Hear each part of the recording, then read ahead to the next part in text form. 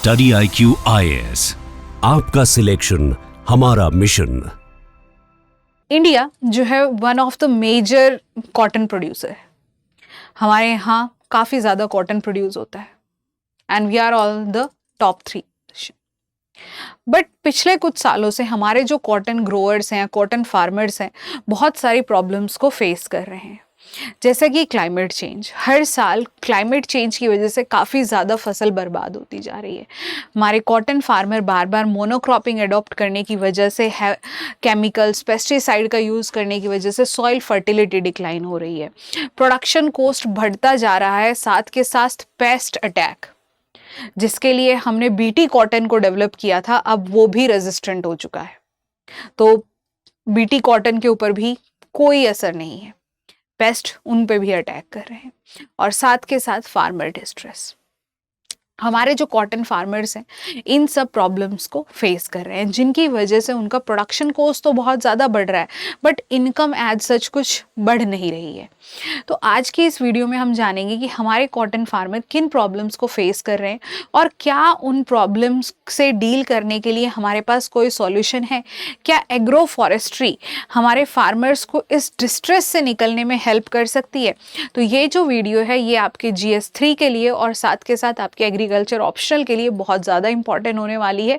So last तक ज़रूर देखिएगा, आपको इसमें बहुत सारे पॉइंट्स ऐसे मिलेंगे जिनको आप इंक्लूड करके अपना मेंस में आंसर लिख सकते हैं। तो यहाँ पर अगर हम बात करें कि इंडिया जो है वर्ल्ड लार्जेस्ट कॉटन प्रोड्यूसर है और हमारे यहाँ जो मेजर कॉटन ग्रोइंग स्टेट्स है महाराष्ट्र है, तेलंगाना, गुजरात, आंध्र प्रदेश, मध्य प्रदेश एंड योर कर्नाटका, और कुछ पार्ट्स में पंजाब और हरियाणा, यूपी के अंदर में भी कॉटन को ग्रो किया जाता है।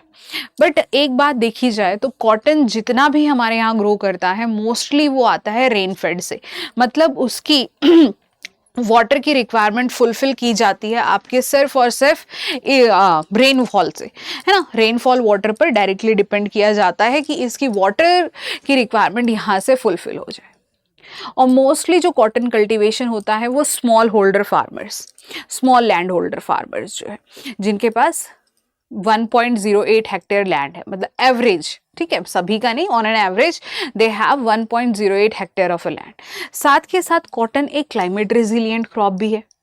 तो जो कॉटन कल्टीवेशन है हमारे फार्मर्स के लिए बहुत ज़्यादा रिस्की हो गया है due to lot of environmental and economic problem as well. So how can a system help this, कि किसी सिस्टम से हम हमारे फार्मर को डिस्ट्रेस से बाहर निकाल सकते हैं। तो पहले हम उस सॉल्यूशन पे जाने से पहले हम एक बार प्रॉब्लम्स को डिटेल में डिस्कस करते हैं। तो हमारे जो कॉटन फार्मर्स हैं सबसे पहले वो फेस कर रहे हैं climate change impact. Climate change, अब कॉटन जो ग्रो किया जा रहा है ज़्यादातर ग्रो करते हैं हम मानसून सीजन में, ठीक है। खरीफ क्रॉप है आपका, आप सभी को पता है जून जुलाई में सोइंग होती है, सितंबर के अंदर इसकी हार्वेस्टिंग हो जाती है। बट यहाँ पर आपकी जो बारिश होती है आज के टाइम बहुत ज़्यादा अनप्रिडिक्टेबल हो गई है। जिस टाइम पर बारिश की रिक्वायरमेंट है, लाइक कॉटन क्रॉप को उसकी वेजिटेटिव स्टेज में रिक्वायरमेंट रहती है बारिश की, ना कि फ्लावरिंग स्टेज पे। बट बारिश हो कब रही है? फ्लावरिंग स्टेज पर। अब जो कॉटन है इसकी हाईली सेंसिटिव स्टेजेस होती हैं, एक फ्लावरिंग स्टेज और एक बॉल फॉर्मेशन से स्टेज। फ्लावरिंग स्टेज फूल जब आते हैं, और बॉल फॉर्मेशन स्टेज जब उसमें फ्रूटिंग बनने लगते हैं, जब कॉटन के फाइबर्स उसमें बनने लगते हैं। तो ये जो दोनों स्टेज हैं ये बहुत ज़्यादा आपकी सेंसिटिव रहती है।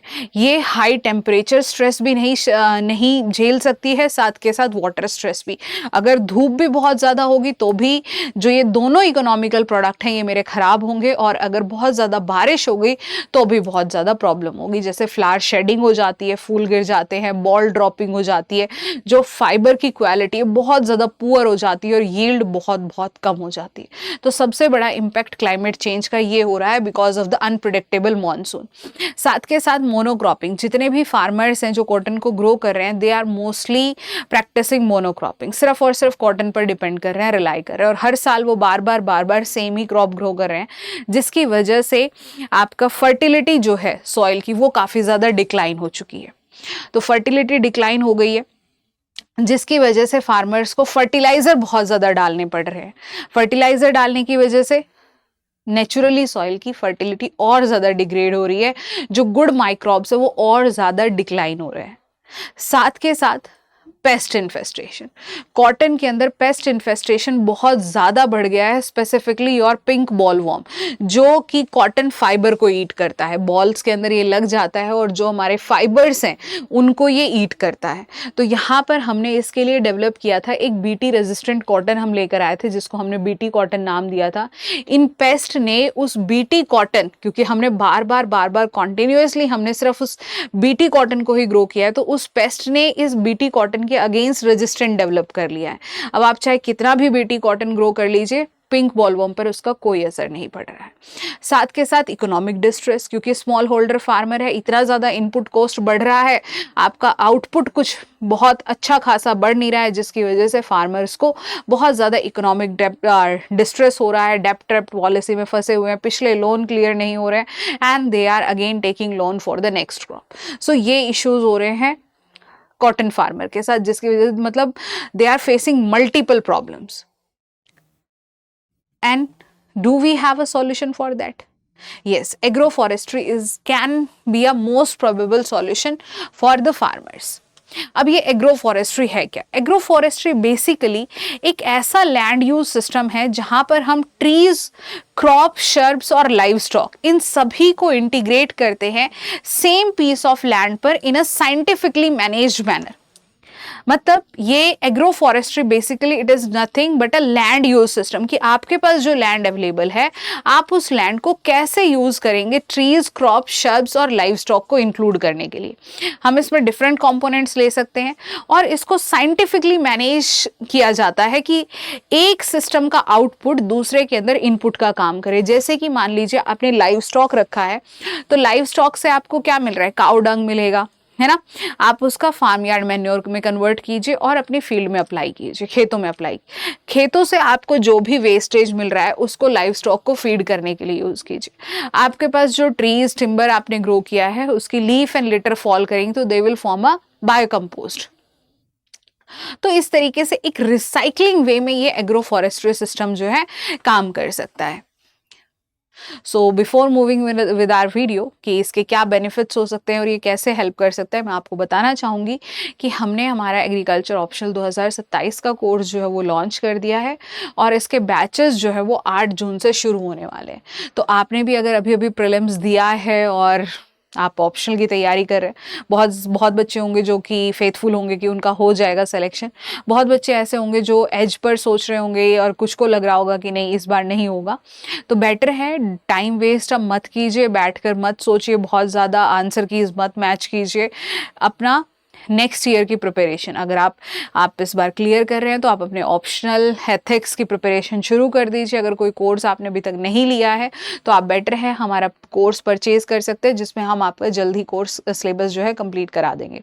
साथ के साथ अगर आप 2027 को टारगेट कर रहे हैं, आप टाइम वेस्ट मत कीजिए, क्योंकि हाफ ऑफ द ईयर एक तरीके से जा चुका है। अब आपके पास ज़्यादा टाइम नहीं है टाइम वेस्ट करने के लिए, बेटर है अपने ऑप्शनल की प्रिपरेशन अभी से शुरू कर दें। अब एग्रीकल्चर ऑप्शनल एक ऐसा ऑप्शन है जिसका मार्केट में बहुत ज़्यादा रिसोर्सेज नहीं है, and I promise you that हमारा कोर्स परचेज करके आपको कोई रिग्रेट नहीं होगा, and this is the best course which is available in the market. तो आप हमारा कोर्स ले सकते हैं जिसके अंदर आपको 400+ लाइव लेक्चर मिलेंगे। आप लाइव नहीं देख सकते तो आपको रिकॉर्डेड लेक्चर की फैसिलिटी भी इसमें मिल जाएगी। साथ के साथ क्लास नोट्स हैं, PDF नोट्स हैं, जिनको इस तरीके से डिज़ाइन किया गया है कि आप एक साथ मल्टीपल एग्जाम्स को टारगेट कर सकते हैं। फॉरेस्ट सर्विसेज का आप देख सकते हैं, इसके साथ साथ आप एग्रीकल्चर ऑफिसर, नाबार्ड्स, इन सब एग्जाम्स को टारगेट कर सकते हैं इसके PDF नोट्स पढ़ के। और अगर आप एग्रीकल्चर ऑप्शन ले रहे हैं तो you must try these exams as well, क्योंकि इस अनप्रिडिक्टेबल नेचर में एक एग्जाम पर फोकस करना is not an intelligent thing. इसके साथ साथ हमारे कोर्स में आपको personal mentorship session, doubt session, regular answer writing sessions, full length test, sectional test and many more thing you will get. आपको बहुत सारी चीज़ें मिलेंगी, वो भी सिर्फ 17,999 में। पर ये 17,999 में आपको तब मिलेगा तब आप ये कोड यूज़ करेंगे, MYLIVE। ये कोड यूज़ मत करना मत भूलिएगा, क्योंकि यही वो कोड है जिसको यूज़ करने से आपको मैक्सिमम डिस्काउंट मिलेगा। सो आप कोर्स परचेज कीजिए जल्दी, क्योंकि बैच जो है 8 जून से शुरू होने वाले हैं, फिर आप मिस कर देंगे, ठीक है। और आप मेरा टेलीग्राम चैनल ज्वाइन करना मत भूलिएगा। आपको कोई भी अगर गाइड चाहिए, आपको किसी भी एग्ज़ाम रिलेटेड इन्फॉर्मेशन चाहिए, आपको एग्रीकल्चर रिलेटेड पीडीएफ चाहिए, लेटेस्ट नोट्स चाहिए, रिवीजन नोट्स चाहिए, तो आप इस टेलीग्राम चैनल को ज़रूर से सब्सक्राइब कीजिएगा @monica_yadav_agriculture। जो स्टूडेंट मेरे पिछले एग्रीकल्चर चैनल से, टेलीग्राम चैनल से ज्वाइन थे, प्लीज़ वो भी इसको सब्सक्राइब कर ले, क्योंकि पिछला चैनल किसी कारण से मुझे बंद करना पड़ा है। सो आप इसको ज़रूर से ज्वाइन कर लीजिए @monica_yadav_agriculture। और कोर्स और टेलीग्राम चैनल दोनों का ही लिंक आपको डिस्क्रिप्शन में दिया होगा, so you must subscribe from that. So अब हमारे टॉपिक पे आ जाते हैं।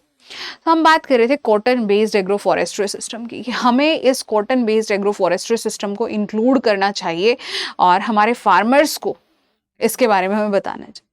तो यहाँ पर क्या है कि सिर्फ कॉटन को ग्रो करने के बजाय हमारे फार्मर्स जो है कॉटन के साथ साथ टिम्बर ट्रीज को इंटीग्रेट कर सकते हैं, फ्रूट ट्रीज को इंटीग्रेट कर सकते हैं, नाइट्रोजन फिक्सिंग ट्रीज को इंक्लूड कर सकते हैं, fodder species and bamboo species, इनको इस सिस्टम के अंदर आप इंक्लूड कर सकते हैं। अब इसके थ्रू क्या होगा ना कि एग्रो फॉरेस्ट्री सिस्टम, जब आप अपनी बाउंड्रीज के ऊपर ट्रीज इंक्लूड करेंगे तो एक तो आपको एडिशनल इनकम मिल जाएगी, but here the condition is that कि आपने जो ट्री यूज किया है दैट शुड बी फ्रूटफुल और वो फास्ट ग्रोइंग होना चाहिए, ठीक है। तो फास्ट ग्रोइंग होगा, आपको वहां से टिम्बर से एडिशनल इनकम मिल जाएगी। साथ के साथ जब हम ट्री ग्रो करते हैं तो वो अपने अराउंड एक माइक्रो क्लाइमेट क्रिएट करते हैं, जिसकी वजह से जो स्पीडी विंड्स आ रही है वो विंड ब्रेक, शेल्टर ब्रेक का काम करेंगे। आपका जो ग्रेजिंग एनिमल्स इधर उधर घूम रहे होते हैं, जो फसल को खराब कर देते हैं, उससे प्रोटेक्शन मिल जाएगी। बहुत सारे प्लांट्स ऐसे होते हैं जो ट्रैप क्रॉप का काम करते हैं, रिपेलेंट क्रॉप का काम करते हैं, जो आपके पेस्ट को भगा देते हैं, ठीक है, पेस्ट को रिपेल करते हैं, ट्रैप कर लेते हैं, जिसकी वजह से क्रॉप जो ट्रैप है मेन क्रॉप के ऊपर नहीं आ पाती है। सो ये हो गया। साथ के साथ ड्रॉट से प्रोटेक्शन लेकर आते हैं। प्लांट जो है खुद ब खुद अपने अंदर they have the capability to store water in their roots. साथ के साथ protection from heavy rainfall. Crop के बाउंड्रीज के पास आपने अगर ग्रो किया है तो हैवी रेनफॉल से क्रॉप को प्रोटेक्शन मिल जाएगी। साथ के साथ जो इन प्लांट से लीफ एंड लिटर ज़मीन पर फॉल करेगा उसके थ्रू सॉइल हेल्थ रिस्टोर होगी। गुड बायोम जो है ये क्रिएट करेंगे, गुड माइक्रो ऑर्गेनिज्म की पॉपुलेशन को एनहेंस करेंगे। साथ के साथ सॉइल के अंदर में आपका ऑर्गेनिक मैटर जो है वो इंक्लूड करेंगे।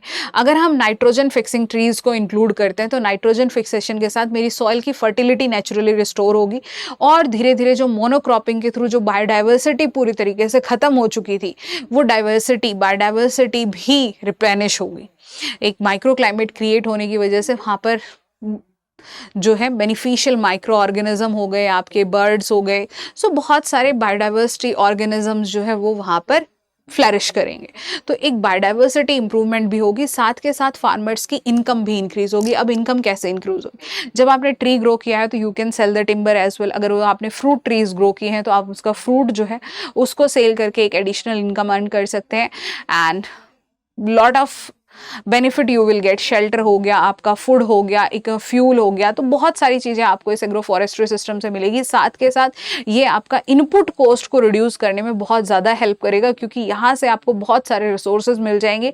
सॉइल फर्टिलिटी रिस्टोर होगी। पेस्ट अटैक से ये आपकी क्रॉप को बचाएगा बाय रिपेलिंग और trapping the paste. So agro forestry एक मोस्ट प्रोबेबल सॉल्यूशन हो सकता है हमारे कॉटन फार्मर्स के लिए, जिससे हमारी क्रॉप को बेनिफिट पहुंचेगा और साथ के साथ फार्मर्स को बेनिफिट पहुंचेगा। सो अगर आपको ये वीडियो अच्छी लगी हो तो प्लीज़ लाइक कीजिएगा, शेयर कीजिएगा, सब्सक्राइब कीजिएगा और अगर आप कोर्स परचेज करना चाहते हैं तो definitely you can purchase before 8th June क्योंकि 8 से हमारे बैचेस शुरू हो रहे हैं। I promise you that you will not regret buying our course. Thank you so much and have a nice day. Study IQ IAS, आपका selection हमारा mission.